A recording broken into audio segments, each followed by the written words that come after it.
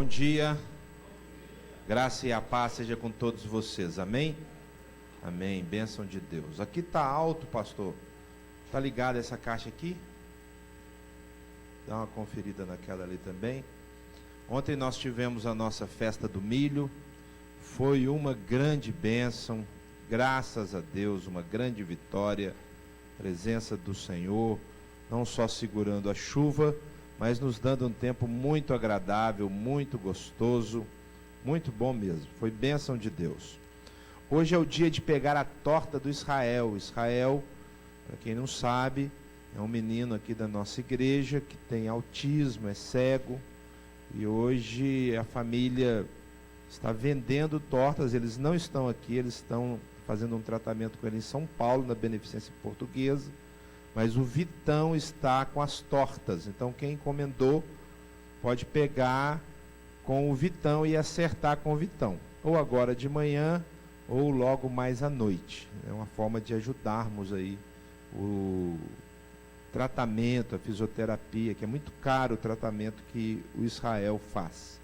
Então, quem participou aí dessa campanha, não sei se tem tortas para comprar avulsas, porque foi tudo feito por encomenda. Então o Vitão está com essa entrega e vai ser feita hoje. Acho que é só isso de aviso que a gente tem, né? Não tem mais nenhum aviso não, né, pastor? Então é isso mesmo, que Deus nos abençoe. Nós estamos recebendo aqui 2 visitantes, né? Pedir para ficarem em pé, por favor, se apresentarem. Nelly, Zé Augusto, são os pais do Naor, lá de Valadares.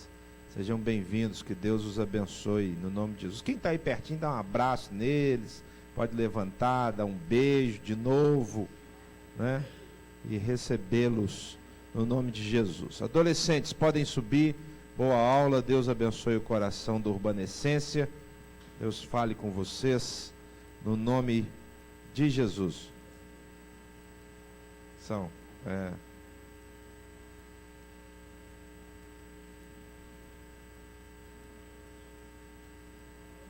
Aí, bênção de Deus. Legal, irmãos. Deixa eu só ver mesmo se não tem mais nada que eu precise.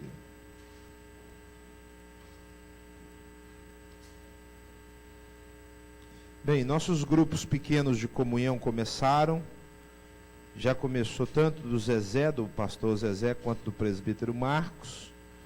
Chega para cá, centraliza na gesso aí, ó, tá bom. Chega um pouco para frente agora, faz favor.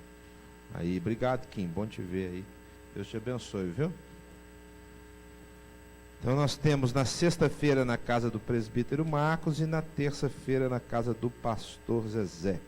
E começamos o nosso café com teologia, agora num formato diferente, num bate-papo, bem gostoso. Começou terça passada, às 8 da manhã, e a gente continua nessa terça também, de 8 às 10. Na última acabou às 10h30, mas a turma pediu para acabar às 10, então nós mudamos aí o horário.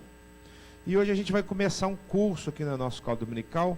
A apostila está aí, Carlinhos? Pode distribuir, por favor. Isso, pode fazer a entrega. Nós vamos estudar aí nos próximos domingos. Eu coloquei segundo semestre, porque eu nunca sei exatamente quando que a gente termina, né?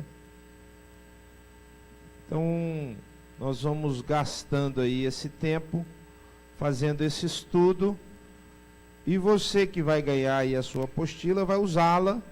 Então, sempre que você vier à escola dominical, você traga a sua apostila, por favor, para a gente evitar tendo que reproduzir uma nova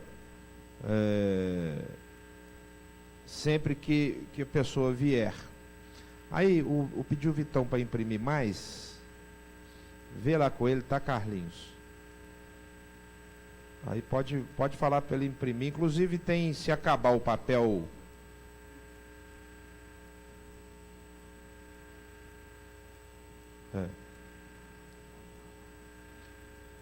Se acabar o papel branco, que parece que tinha acabado, ele imprime no papel do boletim. Pede para ele imprimir, e aí o que tiver pronto você já desce e já entrega, por favor. Vamos abrir, irmãos, lá em Oséias 6:3.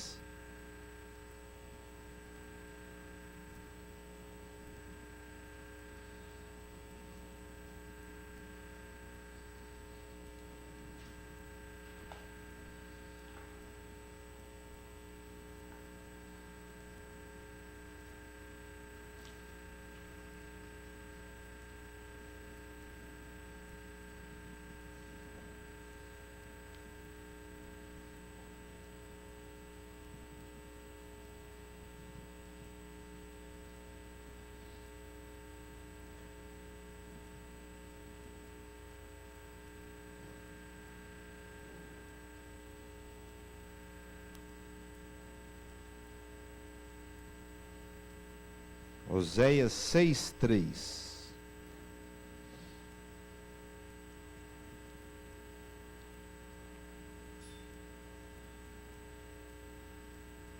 Conheçamos e prossigamos em conhecer ao Senhor. Como a alva, a sua vinda é certa, e ele descerá sobre nós como chuva serôdia que rega a terra.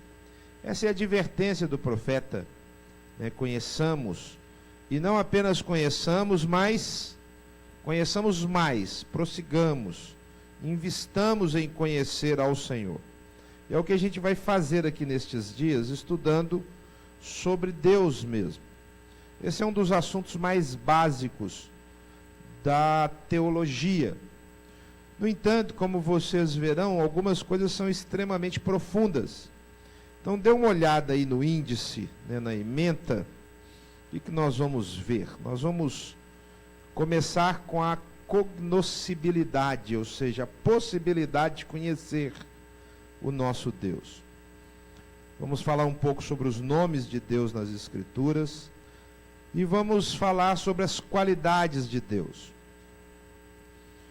Porque o que a gente pode conhecer é o que ele revela, e o que ele revela são as suas características. Então nós vamos estudar a espiritualidade, a existência autônoma, a imutabilidade, a eternidade e a imensidão. Depois os chamados atributos comunicáveis, os intelectuais, conhecimento, sabedoria, veracidade, os morais, amor, misericórdia, graça, santidade e justiça, os atributos de soberania, a vontade soberana e o poder soberano. Aí a gente fala um pouco sobre a Trindade e entramos na doutrina da providência, falando sobre os princípios da providência, os instrumentos físicos da providência e a questão do mal, que sempre que a gente estuda sobre Deus, a gente tem que tratar da questão do mal. Como a gente vai estudar sobre Deus, nós vamos usar muito a Bíblia. Então o que eu preciso? Onde tiver referência, os irmãos vão abrir para a gente ganhar tempo. Então sempre que tiver uma referência bíblica, você já vai ver na apostila qual é o texto, você abra, para a gente então ganhar esse tempo de leitura da palavra, e aí a gente ganha em conteúdo. Não temos pressa, eu escrevi aí que é no segundo semestre, para a gente estudar ao longo do semestre, sem pressa mesmo, e crescendo aí nesse conhecimento. Então vamos começar lá. Aí, pastor, pega o microfone, por favor, pede a apostila do Clóvis por enquanto, para você ir lendo para a gente, a partir da página 2, aí onde está cognoscibilidade. Porque como a gente transmite, né, quem está de longe vai acompanhando aí na transmissão. E à medida que a gente for lendo, a gente vai parando e tratando dos assuntos. Alguns estão todos na apostila e outros eu não escrevi, mas a gente vai escrevendo aqui no quadro. Então, página 2, item 1. Pode ler? Por favor. A cognoscibilidade, conhecimento de Deus. Se pretendemos conhecer a Deus, antes é necessário que Ele se revele a nós. Paulo diz que o que podemos conhecer sobre Deus está claro às pessoas, porque Deus lhes manifestou. Isso, Romanos 1,19. Porquanto que de Deus se pode conhecer, é manifesto entre eles, porque Deus lhes manifestou. Quando a gente fala de conhecimento, irmãos, de Deus, nós falamos de um conhecimento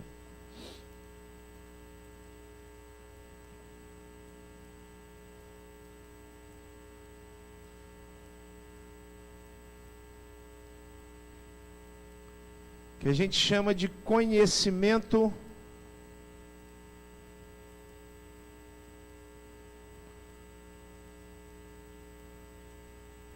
revelado. Ele teve que tomar a iniciativa da revelação. Ele teve o desejo de ser conhecido. Nós vamos ver nas características de Deus que o Senhor, na realidade, não tem necessidade de absolutamente nada. E quando ele resolveu criar para ter relacionamento, movido primariamente pelo seu amor. Assim que ele resolveu criar, e considerando as características de Deus serem tão grandes, ele precisava mostrar-se, revelar-se. Hoje existe um conceito teológico muito forte, especialmente nos Estados Unidos, que se chama teísmo aberto, que diz que o Senhor nosso Deus, quando resolveu entrar em relacionamento conosco, para que o relacionamento fosse autêntico, ele então não conhece mais as coisas que acontecem daqui para frente, que o relacionamento com ele vai sendo construído dia a dia, está aberto, porque ele não conhece o que você vai pensar, o que você vai fazer. Só que esse tipo de teologia contraria o que Deus revela dele mesmo. Fruto do teísmo aberto, tem um conceito hoje que se chama teologia negativa ou apofática, que diz que Deus é tão grande, tão diferente de nós, que é impossível conhecer qualquer coisa a respeito dele.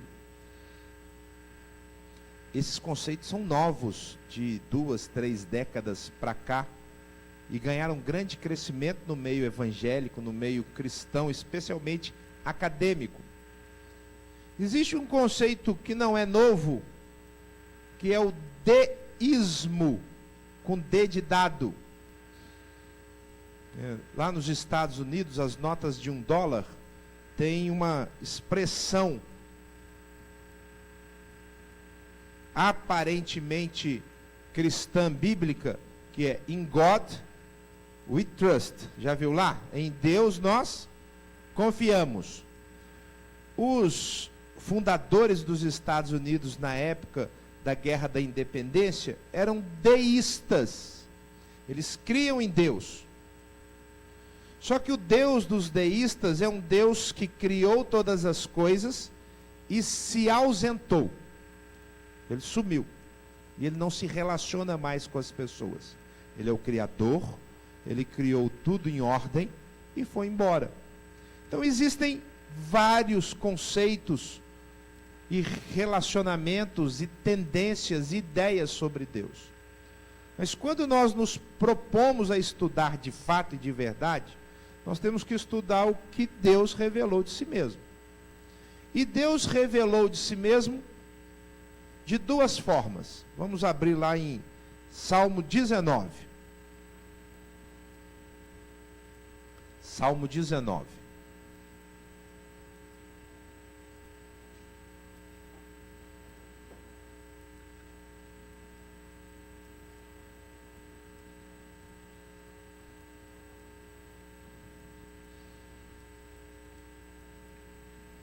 aberta aí, pastor. Vamos ler então os primeiros versículos. Pode ler, por favor. Os céus declaram a glória de Deus, o firmamento proclama a obra das tuas mãos. Um dia fala disso a outro dia, uma noite o revela a outra noite. Sem discurso nem palavras, não se ouve a sua voz, mas a sua voz ressoa por toda a terra, e as suas palavras até os confins do mundo. Nos céus ele armou uma tenda para o sol, que é como um noivo que sai de seu aposento e se lança em sua carreira com a alegria de um herói. Sai de uma extremidade dos céus e faz o seu trajeto até a outra. Nada escapa ao seu calor. Isso. Os primeiros 6 versículos nos mostram o que os teólogos chamaram de revelação natural ou revelação geral, que é exatamente o que o salmista diz aí. Os céus declaram a glória de Deus e o firmamento anuncia a obra das suas mãos. Um dia discursa outro dia, quer dizer, um dia prega para o outro dia, e uma noite revela conhecimento a outra noite. Nós perdemos a característica da contemplação. Nós, os cidadãos ocidentais, especialmente os cidadãos ocidentais que moram nas cidades, a gente parou de contemplar, de visualizar, de enxergar as coisas que Deus faz. Nós não observamos mais, a gente não fica olhando o céu, a gente não fica olhando as árvores, nem mesmo os animais. A Tereza, Sara, o Mateus e eu, nós fomos a Sacramento, num sítio, há umas 2 semanas atrás, e ficamos mais de 1 hora observando o céu. Não tinha cidade perto, era muito escuro, não tinha lua, era lua nova, e o céu estava perfeito. E nós ficamos ali, mais de 1 hora. Eu fiquei mais de 1 hora observando. E a observação do céu, simples, a olho nu, revela um conhecimento e uma grandeza gigantesca. Mas quando a gente vai estudar as leis da astronomia, da astrofísica, a gente descobre exatamente isso. Lei funciona dentro de uma precisão de relojoeiro suíço, que é a mesma situação quando a gente olha a criação.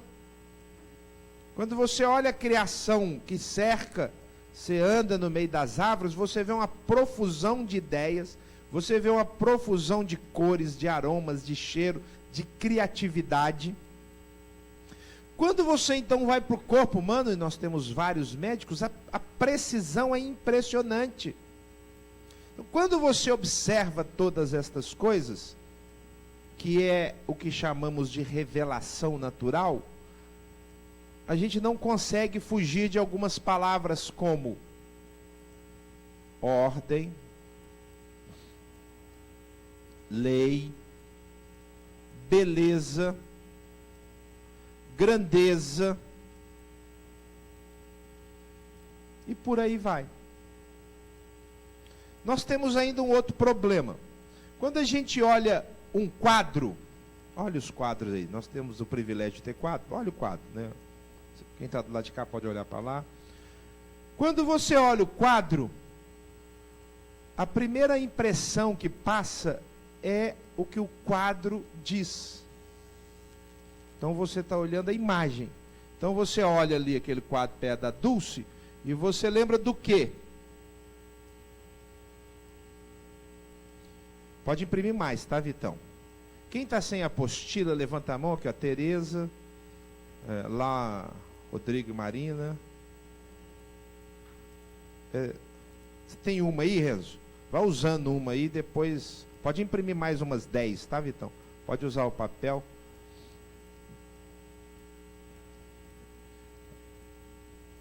A gente olha o que o quadro revela. Nós não temos o hábito de olhar o quadro e pensar no autor, no pintor. A habilidade que o pintor tem de trabalhar com as cores, a criatividade. A gente tem dificuldade de fazer isso. Só que a dificuldade, irmãos, nossa, quando a gente olha para a criação, é muito maior de pensar no autor. E nós ficamos, especialmente os cientistas, ficam na mente o que o quadro fala de si mesmo. E a tendência dos cientistas é olhar essa precisão fantástica e falar assim: nossa, a natureza criou a si mesma. Essa é a tendência. Na realidade, é isso que a gente estuda na escola, desde criança. É isso que os nossos filhos pequenos vão para a escola e aprendem e é ensinado para eles. Que essa precisão, essa beleza, essa ordem, essa matemática gerou a si mesma. É ensinado como algo científico. E a própria ciência não pode provar isso. Eu digo o seguinte, que se Charles Darwin tivesse conhecido o DNA, ele não teria escrito a teoria da evolução. Charles Darwin tem uma origem cristã. E ele era um cientista observador.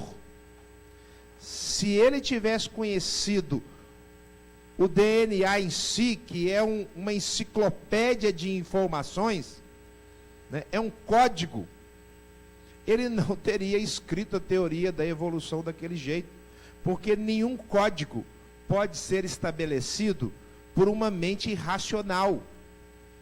Para se escrever um código, você precisa de uma mente muito racional. Quando os cientistas se reuniram de várias áreas e criaram um projeto Genoma, não foi um só que trabalhou para decifrar, e mesmo assim uma parte do DNA. Foram várias mentes trabalhando, pesquisando. Por quê? Porque o que nós temos na criação é inteligência. Pois bem, o Salmo 19 diz isso. O que o Salmo 19 diz? A criação revela Deus, mostra Deus. Na sexta-feira, quando nós soubemos e ficamos meio alarmados com a possibilidade de chuva, nós que cremos em Deus, não ficamos. Nós confiamos e falamos, vamos falar com o dono. Ele é o dono da chuva. Não foi isso que os discípulos falaram na tempestade? Né? Quem é este que até os ventos e o mar obedecem? Porque foi ele que criou. A Teresa, ela falou assim, a confiança dela, falou assim: Samuel, fica tranquilo, a obra é do Senhor. Se a obra é do Senhor, é Ele que protege a obra, é Ele que sustenta a obra, é Ele que controla a criação. Então, para conhecermos a Deus, Ele precisa se revelar.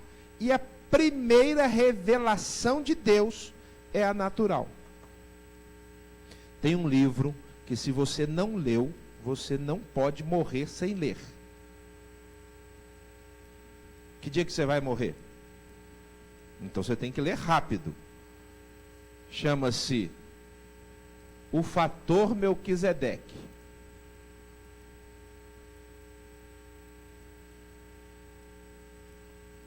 Compra lá pela internet. O autor é o Don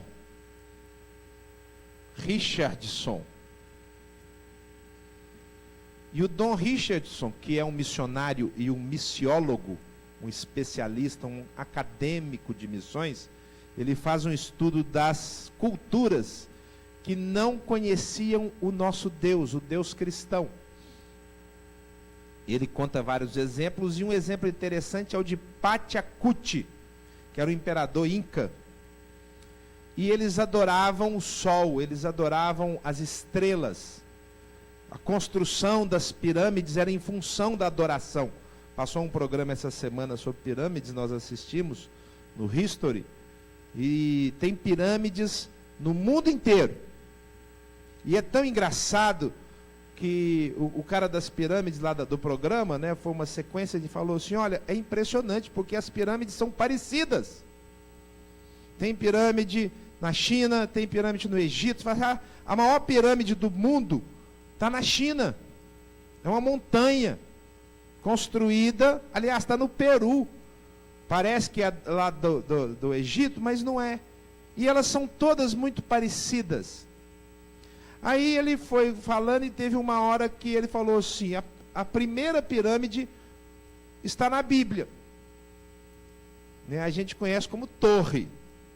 Mas ele falou, foi a primeira pirâmide, a de Babel, que eles foram fazendo, e ele foi contando das pirâmides, né? E as pirâmides eles tentavam chegar bem alto, e alguns faziam sacrifícios, porque a pirâmide do Egito é uma pirâmide para sepultar, mas as outras não, eram para fazer sacrifícios, era para adorar no alto. Aí ele caminhou para a pirâmide de Babel, que teoricamente fica lá em Ur, tem lá os restos, Ur dos caldeus. E aí ele acabou de falar, a Tereza concluiu assim, falou assim, olha que interessante, porque a reportagem do cara era assim, as pirâmides são parecidas em todos os lugares do mundo.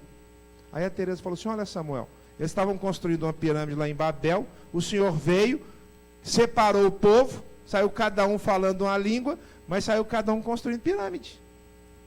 E elas são iguais.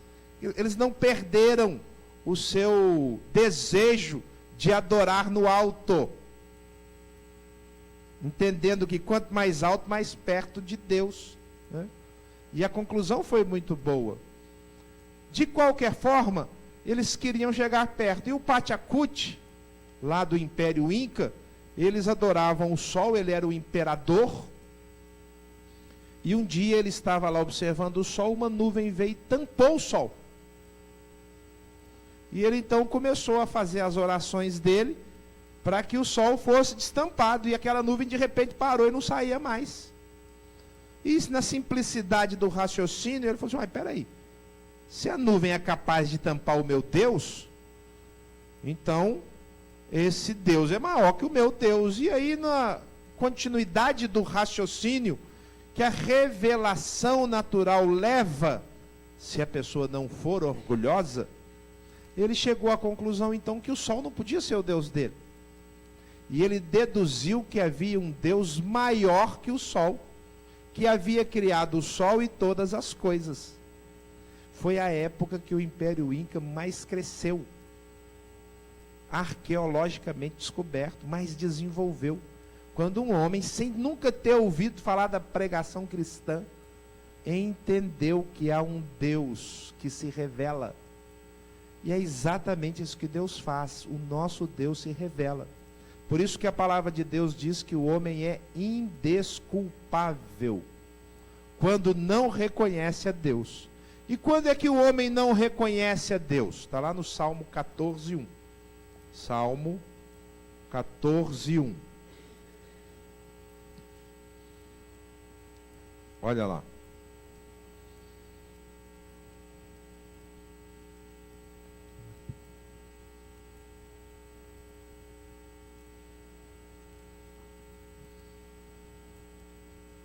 Pode ler, por favor. Diz o tolo em seu coração, Deus não existe. Corromperam-se e cometeram atos detestáveis. Não há ninguém que faça o bem. Diz o tolo, diz o insensato, diz o sem senso, diz aquele que em vez de crer que há algo maior do que ele, que não é irracional, porque a irracionalidade não é capaz de produzir racionalidade. O oposto é verdade, mas a irracionalidade não faz isso. Ele prefere confiar no seu orgulho, na sua força, em vez de dizer, não, Deus é real. Identificar as características já é uma especificidade, mas reconhecer a existência é algo que está na criação, está patente. Deus está aí, basta ser visto. Mas existe, eu falei, duas formas, natural. Segunda, revelação. É o que a gente chama de revelação especial. Continua o texto do Salmo 19. Agora o Salmo 19, a partir do 7. A gente leu até o 6. Agora vamos ler do 7 até o 11. Pode ler, pastor. A lei do Senhor é perfeita e revigora a alma.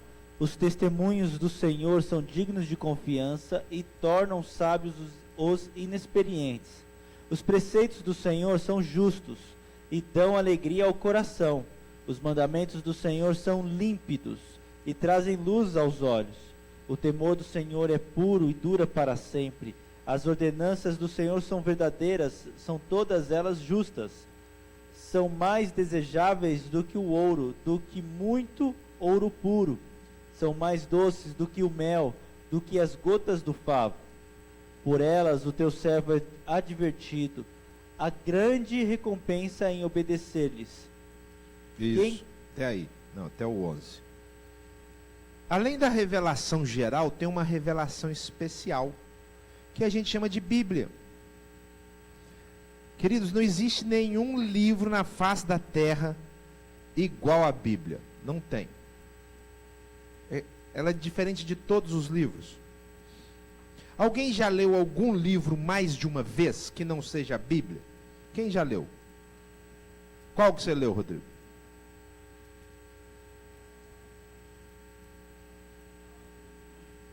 Quantos, mais ou menos? Quantas vezes? Quantas vezes? O Peregrino. 9 vezes. Quem já leu algum livro? Tereza já leu? Qual livro? Fator. Quantas vezes? 2. Quem já leu algum outro livro mais de uma vez? Qual, Renzo? Pacto Profundo. Quantas vezes? 2. 9 já é muito para um livro, né? Mas já é bastante. A Bíblia, irmãos, você pode ler 1.000, 2.000, 3.000 vezes. Alguns livros da Bíblia, Atos, eu já li umas 500, 600 vezes o livro de Atos. E eu amo ler Atos. Quando eu vou ler Atos, eu falo, gente, não é possível que isso estava escrito aqui. Parece que é uma coisa nova. A Bíblia é completamente diferente. Como livro sagrado, ele é completamente diferente. O Alcorão, que é uma religião monoteísta e grande hoje no mundo, o Alcorão também é um livro sagrado. Eu não sei se você sabe, se você mandar um e-mail lá para a Embaixada da Arábia, pedindo um Alcorão em português, eles mandam de graça para você. Sem cobrar nada. Se você quiser conhecer. Pode fazer o teste lá que você vai receber. Mas se você pedir em árabe, eles não te mandam. Porque o Alcorão só é sagrado quando lido em árabe. Se ele não for lido em árabe, não tem sacralidade nenhuma. Porque o sagrado não é o texto. É o texto na língua. Existe uma competição de decorar o Alcorão para crianças de 11 até jovens de 21 anos, que acontece no mundo uma vez por ano. Eles se reúnem aí cada ano num país como se fosse uma Olimpíada. É o evento mais pomposo e divulgado do islamismo, depois da peregrinação a Meca. E eles ficam falando de cor. E aquelas pessoas têm que decorar o Alcorão inteiro. E funciona assim, começa um mestre a recitar, aonde ele parar, o menino tem que entrar. Sem falar referência, sem falar nada.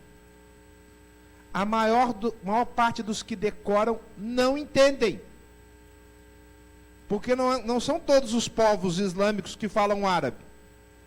Mas na hora de ler o Alcorão, ele tem que ler em árabe.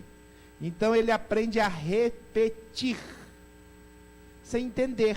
Como eram as missas em latim para muitos dos que participavam. Não interessa o entendimento. A Bíblia é diferente. A Bíblia, ela exige que seja entendida.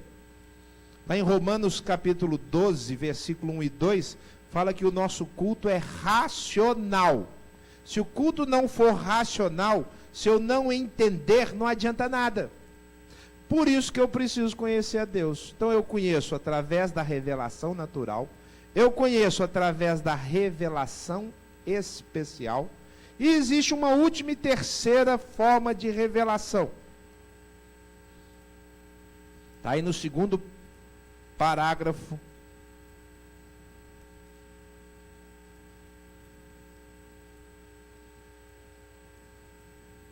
Da apostila. Você lê para a gente, pastor? Carlinhos, vê se já tem algumas prontas, não precisa esperar ficar todas. Se tiver, você já pode trazer, por favor. Segundo parágrafo aí da apostila, quem não recebeu, nosso diácono já vai trazer. Pode ler. Quando falamos do conhecimento pessoal de Deus, que vem pela salvação, essa ideia fica ainda mais explícita. Disse Jesus: ninguém conhece o Filho senão o Pai. E ninguém conhece o Pai senão o Filho, e aquele a quem o Filho quiser revelar. Isso, está lá em Mateus 11, 27. Quer dizer, quando eu entendo a beleza do ser humano, especialmente em Jesus, eu encontro a revelação plena. Queridos, o Senhor diz que Ele criou o ser humano à sua imagem e semelhança. Então eu e você somos, ó, dá para quem está sozinho, o Clóvis, a Dulce, depois você dá para os outros casais que ainda não receberam. Quem não recebeu, levanta a mão que o Carlinhos vai entregar aí. Ser imagem e semelhança implica que nós carregamos, nós seres humanos, muito mais de Deus do que da própria natureza. Então, quando a gente entra em relacionamento, nós estamos aprendendo sobre Deus. Nós vamos chegar no problema do mal lá no final, e as pessoas ficam, muitas vezes, gente, como é que há mal no mundo? Não devia haver mal no mundo, está errado haver mal no mundo. O que impressiona não é que há mal no mundo, é que há muito bem. Há muito amor no mundo, mas muito mais do que o mal. Na realidade, devia haver muito mais amor, tem até pouco. Mas quando comparado com o mal, tem muito mais bem. Né? Vocês vieram aqui e pararam os carros de vocês aí fora. O Reinaldo está lá olhando, é o nosso vigia. Mas aonde você vai, você para o seu carro. Você não acha, todas as vezes que você vai sair, que você vai deixar o seu carro e ele vai ser roubado. Ou você saiu de casa e alguém vai invadir sua casa. A gente não vive nessa neura. Quem mora em prédio, não, eu saí do meu prédio, os meus vizinhos vão arrombar a porta da minha casa. Ninguém fica assim. Por quê? Porque existe um respeito àquilo que é do outro. E a gente vive ainda debaixo de um bem que é inexplicável. Agora imagina na época de Noé. Lá em Gênesis capítulo 5 está escrito que na época de Noé, a maldade no coração do homem havia se multiplicado exponencialmente. Não dava para achar justo. Imagina no inferno, que as pessoas mantêm a sua consciência, sabem quem são os outros. Imagina esse relacionamento, onde qualquer coisa que você tem, alguém pode ir lá e roubar e tomar. Imagina a vida em Sodoma e Gomorra, que Ló recebe os visitantes, e a turma cerca a casa dele e fala, ó, traz aí que nós vamos abusar desses homens que estão na sua casa. E a resposta de Ló é pior ainda. Ló fala, não, eu dou minhas filhas para vocês abusarem. Mas não pode fazer mal a estes. A maldade do homem é grande demais. E queridos, a Bíblia diz que vai continuar piorando. A Bíblia não é otimista em relação ao futuro. A Bíblia é pessimista. Hoje nós temos que agradecer a Deus por vivermos um tempo bom. Mas os tempos de maldade irão crescer. Já houveram na face da terra. Mas quando esse tempo está presente, é porque há esse amor, a graça de Deus, a misericórdia. Aonde que estão essas coisas? De onde que vem o amor? Se o cientista tenta dizer que não há Deus, que tudo gera a si mesmo, e ele tem dificuldade por causa da perfeição da criação, o cientista nunca vai achar numa pesquisa celular, de lâmina de laboratório, de onde vem o amor. Nunca.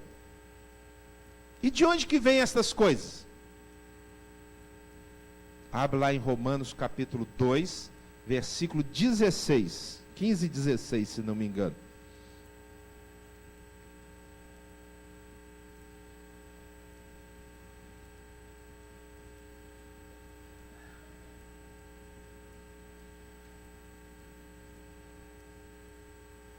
Romanos 2, Romanos capítulo 2, 14, 15 e 16.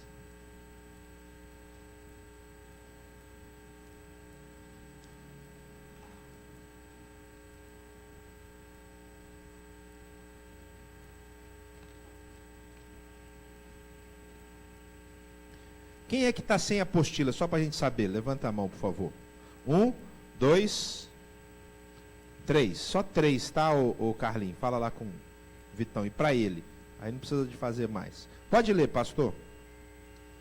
De fato, quando os gentios que não têm a lei praticam naturalmente o que ela ordena, tornam-se lei para si mesmos, embora não possuam a lei, pois mostram que as exigências da lei estão gravadas em seu coração.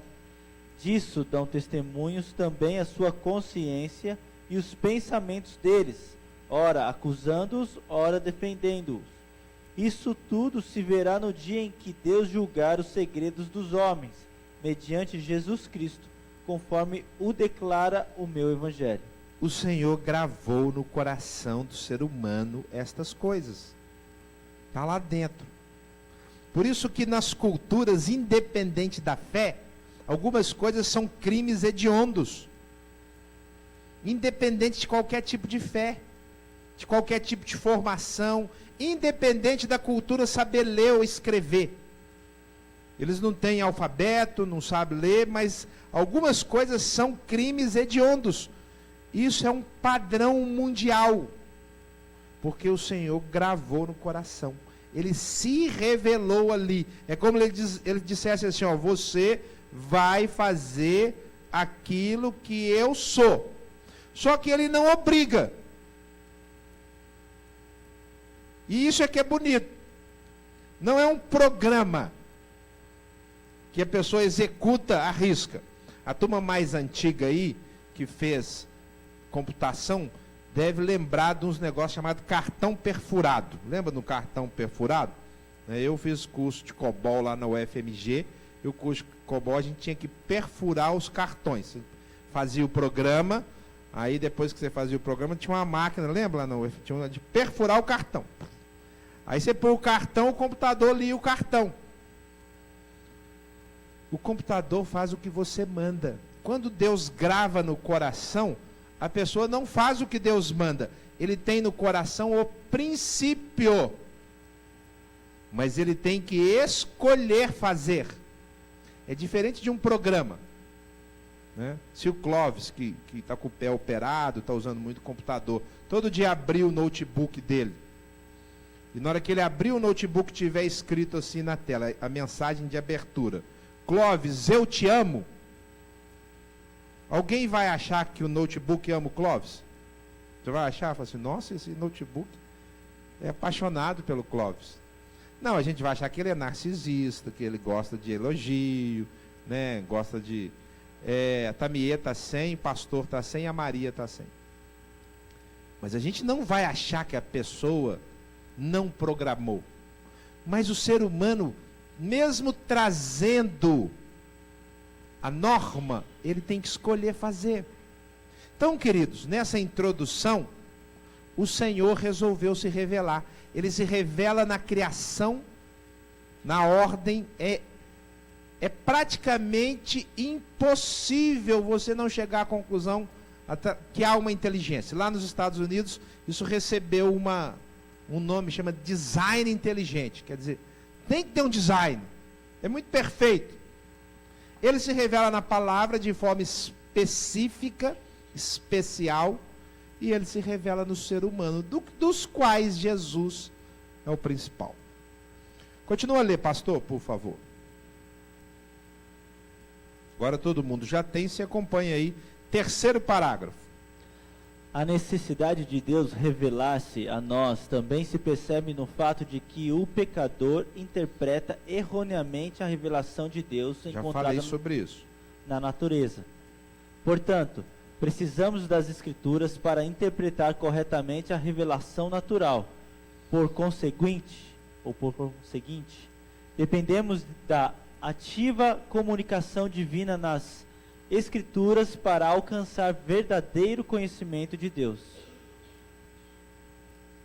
Mais, continua. como Deus é infinito e nós, finitos e limitados, jamais poderemos compreender plenamente e exaustivamente a Deus. Diz o Salmo 145: grande é o Senhor e muito digno de ser louvado, a sua grandeza é insondável. Jamais seremos capazes de medir ou conhecer plenamente o entendimento de Deus. É imenso demais para que igualemos ou entendamos. Isso, então nós nunca vamos entender tudo. Nunca. Insondável é que a gente não vai conseguir descobrir tudo. Só que a gente tem tempo, irmãos.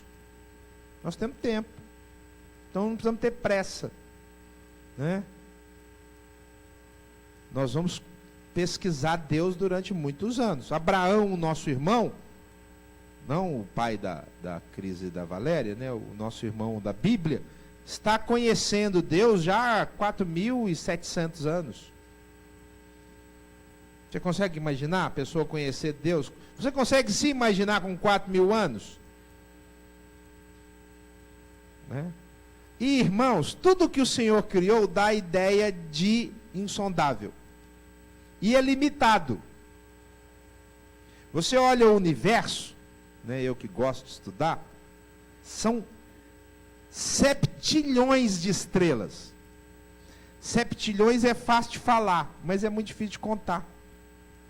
Dizem os astrônomos, eu não pesquisei a veracidade, mas dizem os astrônomos, e eu acredito neles, que tem mais estrelas no céu do que todos os grãos de areia de todas as praias do planeta somados.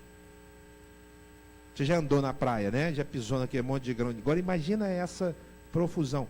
E quando o Hubble, porque o Hubble que permitiu chegar a essa conclusão, começou a pesquisar e começou a descobrir galáxias e galáxias e galáxias, depois descobriram que na realidade as galáxias se organizavam em aglomerados. Aí descobriram que os aglomerados de galáxias, não é aglomerados de estrelas, aglomerados de galáxias, se organizavam em super aglomerados de galáxias. Uma galáxia, a nossa galáxia, Via Láctea, tem mais de 200 bilhões de estrelas. Uma galáxia. Um aglomerado tem mais ou menos 20 bilhões de galáxias. São centenas de aglomerados de galáxias. Então o Senhor cria para dizer assim: ó, pode pesquisar. Aí você entra no mar, né? Essa semana nós vamos ver, eu, a Tereza e o Mateus, um filme bem legal, chama Megalodonte. É sobre um tubarão gigantesco, né? É um filme, na realidade, chinês, feito nos Estados Unidos, mas a verba todinha é da China, que estão com dinheiro agora, né? E a ideia do filme é o seguinte, que o que tem no fundo do mar ainda tem muita coisa para descobrir, e é verdade. Quando se fala da perfuração da crosta terrestre, o ser humano não conseguiu perfurar 5% da crosta. Tem 95% não descoberto. Quando fala assim, você estudou lá que o núcleo é uma bola de fogo da Terra, né? Tudo isso, gente, é teoria. tudo é teoria. Porque saber, não tem como saber. Os equipamentos vão ficando modernos, vão permitindo descobrir, mas o limite é mínimo. Aí entra no átomo. E olha que nós temos super computadores. Mas a teoria do átomo ainda chama teoria atômica. Porque as minúsculas partículas ainda são deduzidas. Há pouco tempo eles conseguiram comprovar o tal do bóson de Higgs. Chamaram de a partícula de Deus. Só que a cada época eles vão descobrindo, porque quando você entra na microformação do ser humano e das células, você descobre quanta imensidão existe. Então o que o Senhor quer deixar claro é isso, que tem muita coisa. Nunca você vai se cansar de conhecer a Deus. Jeremias 33:3. Invoca-me e te responderei, anunciar-te-ei coisas grandes e ocultas, que não sabes. Aí você aprende, busca a Deus, o que ele te ensina? Coisa que você não sabe. Fala, gente, mas eu sempre vou descobrir coisa nova. Sempre.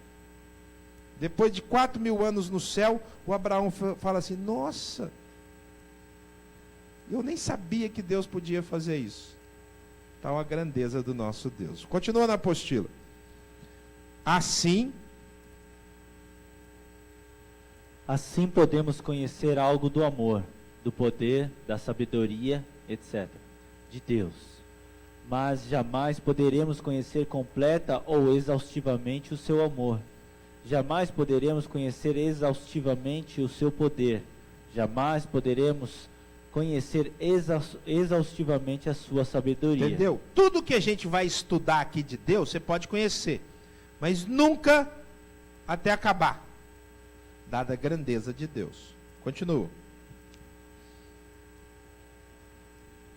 Essa doutrina da incompreensibilidade de Deus tem muita aplicação positiva para a nossa vida.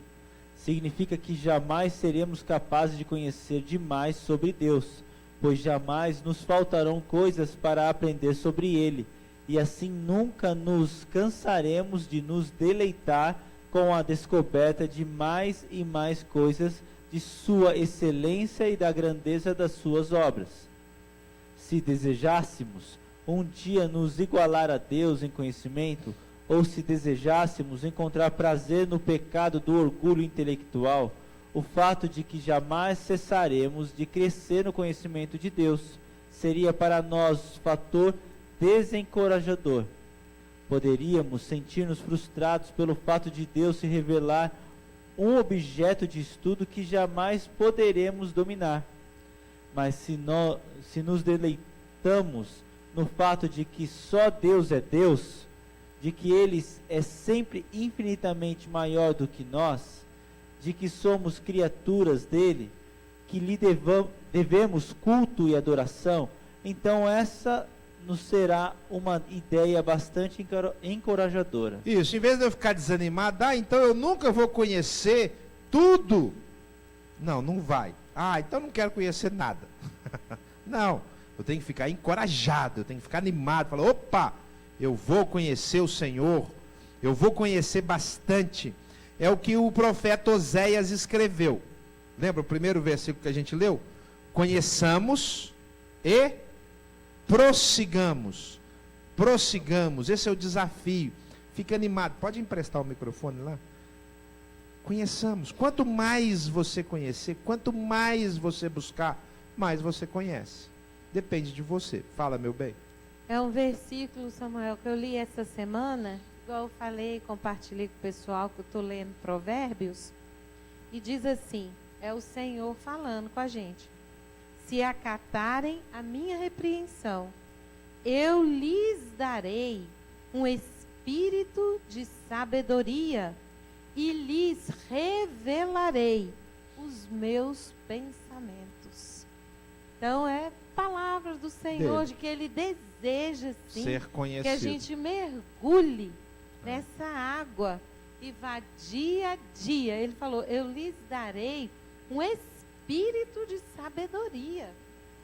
Então, é desejo dele que a gente entre, mergulhe e vá descobrindo e vá conhecendo até os pensamentos dele. E ele não tem medo. Ele quer dividir isso exatamente. com a gente. Eu achei muito legal, eu pintei, isso aí está em Provérbios 1, o versículo 23.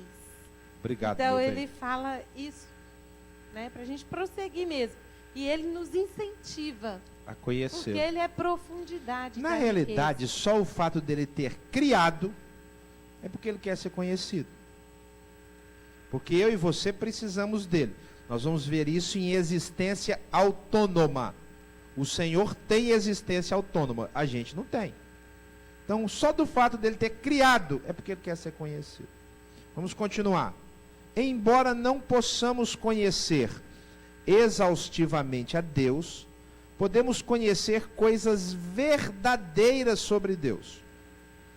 De fato, tudo que as Escrituras nos falam sobre Deus é verdadeiro. É verdade dizer que Deus é amor, está lá em 1 João 4,8. Que Deus é luz, e não há nele treva nenhuma, está lá em 1 João 1,5. Que Deus é espírito, e importa que os seus adoradores o adorem em espírito e em verdade, está lá em João 4,24. Que Deus é justo, ou reto, está lá em Romanos 3,26. E assim por diante. Podemos conhecer alguns pensamentos de Deus aí, ó, e até muitos deles, com base na Bíblia, quando conhecemos como Davi. E nós consideramos esses pensamentos preciosos. Está lá no Salmo 139, 17. Então, o que eu conhecer de Deus é verdade. O que estas coisas não podem é contradizer. Então, quando alguém age com desamor, está contradizendo a revelação especial. Você não vai encontrar na revelação natural, claro, o conceito de amor. Precisa de gente para tornar a revelação do amor clara, mas ela está explícita na especial. Então elas se completam. E quando há contradição, eu rejeito. Não é verdade. Sobre a verdade, irmãos, nós temos às vezes várias manifestações de conceitos. E quando um conceito choca com outro, o que eu preciso saber é o que eu sempre falo aqui. Quando um conceito choca com outro, ou o conceito A está certo e o B errado, ou o conceito B está certo e o A errado, ou ambos estão errados. Porque verdade só tem uma. Por isso que não tem jeito do criacionismo ser verdade e o naturalismo ser verdade. Não tem jeito. Porque são contraditórias. E a verdade não pode ser contraditória. Ok? Continua, pastor, para a gente. Penúltimo parágrafo. Ainda mais significativo é perceber que conhecemos o próprio Deus, e não meramente fatos sobre ele ou atos que ele executa. Aqui Deus diz que a fonte da nossa alegria e da nossa noção de importância deve vir não das nossas capacidades ou posses, mas do fato de conhecê-lo. O fato é o seguinte, nós vamos estudar os atributos, as características. Só que quando a gente estuda as características, a gente conhece a Deus. A gente vai ver no conceito de imensidão que Deus é extremamente grande, mas quando eu falo com Ele inteiro. E por isso que Ele presta atenção em mim. A Tereza começou a escola dominical e falou assim, gente, vamos orar. Aí tinha aqui menos pessoas, mas todos foram orar, simultaneamente. Quando eu vou orar, e tem mais 20 pessoas orando, junto comigo, naquela hora, no mesmo lugar, alguém acha que está falando só com uma parte de Deus? Ninguém acha isso. Você acha que você está falando com aquela pessoa. E você acha que aquela pessoa está dando atenção a você e está dividindo a atenção com mais 29? Não. Você acha que você está falando com aquela pessoa e aquela pessoa está dando atenção exclusiva para você. É porque Deus é Deus. A gente vai estudar isso que ele consegue simultaneamente ouvir e atender todas as pessoas. E essa responsabilidade e capacidade está na sua eternidade. Ele só faz isso porque ele é eterno. Ele está fora do tempo. O ser humano não consegue. Vocês assistiram aquele filme O Todo-Poderoso? Que é um filme de Hollywood, que um homem assume o poder de Deus. É uma comédia, mas é muito boa essa comédia. Ele não consegue atender as orações. Por que ele não consegue atender as orações? Porque elas chegam todas ao mesmo tempo. Só que o ser humano não consegue, porque ele é linear. O ser humano só funciona no tempo. Então ele precisa atender uma depois da outra. O nosso Deus não. Naquele segundo que tem muita gente orando ao mesmo tempo, ele atende todos. Com atenção. Ele é só meu Deus. Na hora que eu estou orando, ele não é seu, é só meu. Entendeu? Só eu e ele temos esse relacionamento.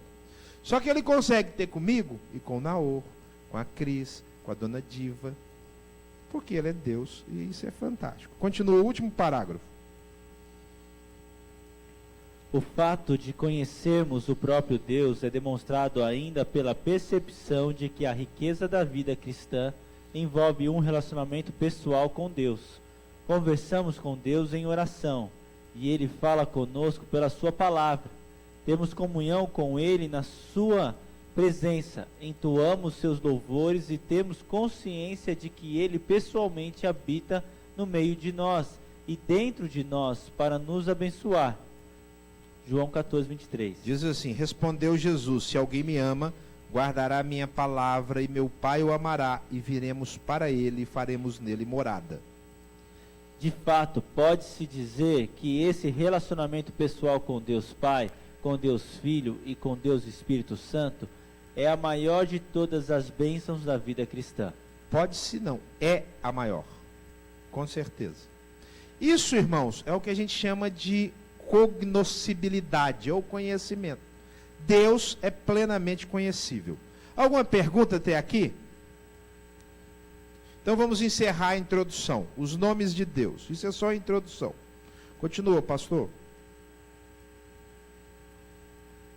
Na Bíblia, o nome de uma pessoa é uma descrição do seu caráter. Da mesma forma, os nomes bíblicos de Deus são diversas descrições do seu caráter. Em certo sentido, todas essas expressões do caráter de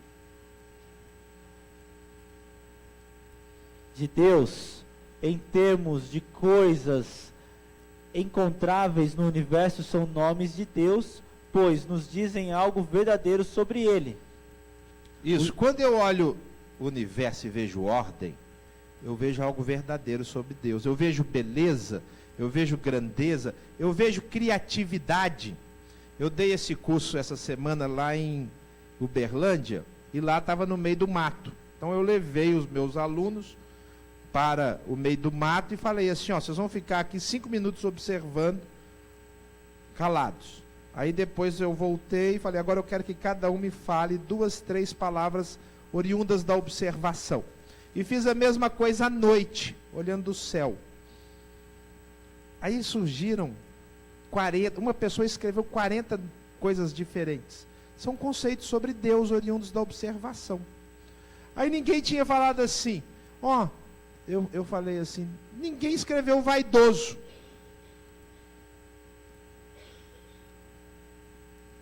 E Deus é muito vaidoso. Você já pensou que Deus é vaidoso? O que é uma pessoa mais ou menos vaidosa? Não é que se orgulha do que faz? Que gosta daquele elogio? Que faz uma torta gostosa e fala assim, fica esperando o povo provar, aí na hora que a pessoa prova, ela fala, que delícia. A pessoa não precisa falar nada, ela faz, Ela só queria ouvir Nós somos vaidosos, né? O Senhor chama o diabo e fala assim, vem cá, diabo, observaste o meu servo Jó? Não é uma espécie de vaidade divina? Você está vendo meu servo Jó? Não tem ninguém reto, justo, igual a ele na face da terra. Então, eu vejo assim, irmãos, quando Deus cria com tanta beleza, Ele está esperando o nosso elogio. Ele está esperando o nosso louvor. Ele está esperando o nosso agradecimento. Ele está esperando a nossa palma. Senhor, o Senhor é bom, hein? E eu acho que Ele gosta quando você reconhece. Ele fala assim, esse meu filho reconhece as coisas que eu faço por ele. É que vaidade, às vezes, é uma palavra negativa.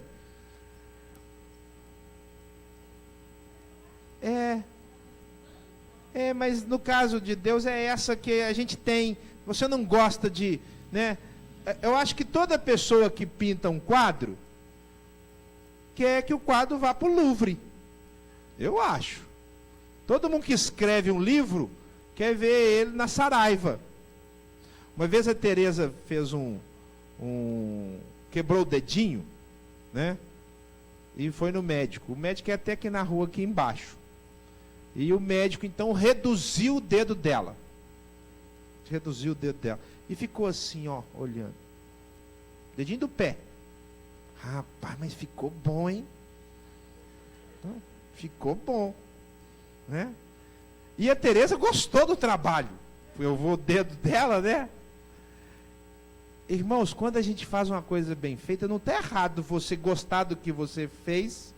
E o Senhor é assim. Senão Ele não gostava de elogio. Qual é o maior livro da Bíblia? É um livro de elogio. Aliás, o louvor é o quê? Um elogio. Continua, pastor, para a gente acabar a introdução. Usando um termo mais técnico, podemos dizer que em tudo o que as Escrituras dizem a respeito de Deus, usa-se a linguagem antropomórfica, ou seja, a linguagem que fala de Deus em termos humanos. Isso, considerando que Deus é muito grande, Ele é distinto de nós, e nós só conhecemos por comparação, é assim que funciona a mente humana. A mente humana funciona padronizada. Os bebês, o pastor tem um bebê, o bebê dele não conhece nada ainda. Ele vai aprendendo por comparação. Quase igual um animal, até ele começar a desenvolver. As criancinhas são assim. Quando ela desenvolve o intelecto, ela começa a aprender por comparação. Só que Deus é incomparável. Então, o Senhor criou um negócio que os filósofos chamaram de antropomorfia, em forma de homem. Antropo, homem, em forma. Então, quando a gente aprende sobre Deus, é porque Deus se revela em forma de homem. Isso foi levado ao limite do conceito que Deus se tornou o quê? Homem mesmo. Ele começou se revelando em forma de linguagem humana. A gente vai ver que Deus é infinito, e a característica de ser infinito, que Deus é espírito, e a característica de ser espírito é que o espírito é invisível, uma delas. Aqui eu estou dando a introdução e tem tantas coisas que eu fico indo e voltando. Mas uma das características do espírito, ele é invisível. Se ele é invisível, ele não pode ser visto. Então ele nunca vai ser visto. Aí ele teve que arrumar formas de ser visto, porque ele queria atingir o homem. Então o que eu conheço de Deus é porque Ele se revela em forma humana, porque Ele quer me atingir, até assumir a forma humana. Continua, pastor. Existe ainda uma terceira razão para destacar a grande diversidade de descrições de Deus tiradas da experiência humana e do mundo natural. Essa linguagem deve nos lembrar de que Deus criou o universo para que este revelasse a excelência do caráter divino, ou seja, para que revelasse a glória divina. Continua. A compreensão do caráter divino, segundo as Escrituras, deve abrir nossos olhos e nos permitir interpretar corretamente a criação. É preciso lembrar que, embora tudo o que as Escrituras nos dizem sobre Deus seja verdadeiro, não é exaustivo. Deus tem muitos nomes porque conhecemos muitas descrições verdadeiras do seu caráter com base nas Escrituras, mas Deus não tem nome nenhum, pois jamais poderemos descrever ou compreender a plenitude do seu caráter. Isso. Quem tem aqui um apelido? Quem tem um apelido? Pode levantar a mão sem. Eu não vou pedir para falar, não. Tem. Quem tem mais de um apelido? O Rodrigo sabe, ele leu 9 vezes, então tem mais de um apelido, né? Irmãos, olha aí na página 3 e dá uma viradinha na página 4, quantos nomes o Senhor tem? Olha lá. Né?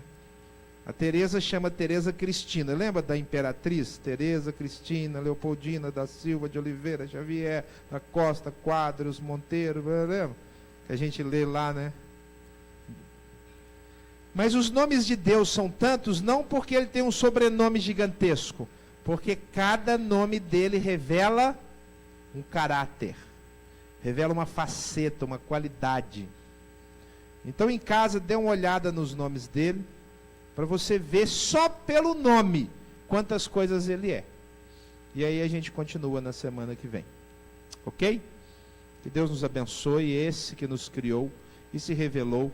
Quando você vier, traça uma apostila, porque aí a gente não precisa de fazer outra para você. Na realidade, nós não vamos fazer outra para você, mesmo que você peça, né? Só para quem não ganhou.